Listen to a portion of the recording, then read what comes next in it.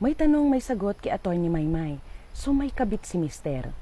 Ano nga ba ang maaaring maisampang mga demanda laban kay Mister at ng kanyang kabit? Let us discuss.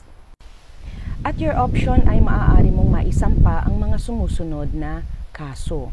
Unang-una ay isang civil case ukol sa alienation of affection dahil sa kabit.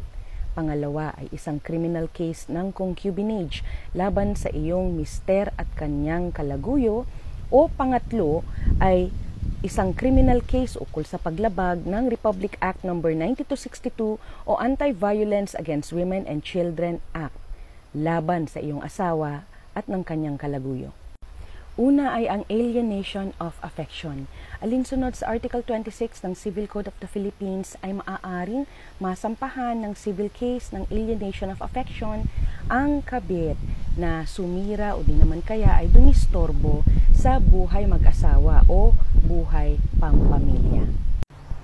Alinsunod naman sa Article 334 ng Revised Penal Code, concubinage naman ang tawag sa krimen kung saan ang isang may asawang lalaki ay nagkaroon ng kalaguyo alinsunod sa mga sumusunod.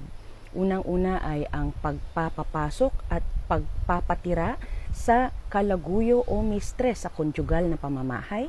Pangalawa ay ang pakikipagtalik sa kalaguyo sa maiskandalong mga pangyayari. O pangatlo ay ang paninirahan kasama ang kabit sa iisang bubong sa iba pang lugar. Samantala, ang marital infidelity ay maituturing din na isang uri ng emotional abuse o psychological abuse na mga paglabag sa Republic Act No. 9262 o Anti-Violence Against Women and Children Act. Depende po sa mapagdesisyonan ninyo ay maaari ninyong maisampa ang mga sumusunod na reklamo sa hukuman. Maraming salamat po.